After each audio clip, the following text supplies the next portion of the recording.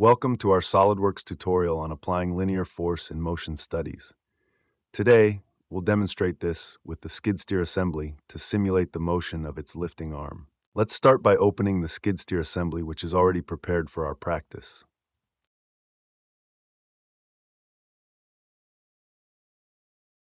Navigate to the Motion Study tab and create a new study by tapping on the new Motion Study icon.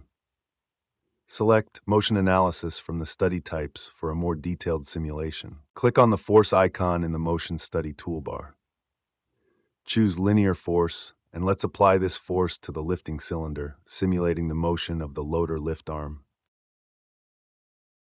We'll select both the action and reaction options. The cylinder bar will be our action point, and the body will react to this force.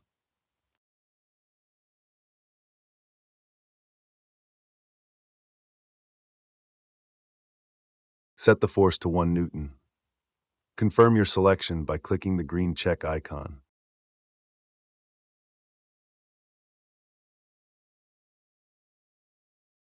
To see our setup in action, click the Calculate icon to run the simulation. Watch as the lifting arm responds to the linear force applied.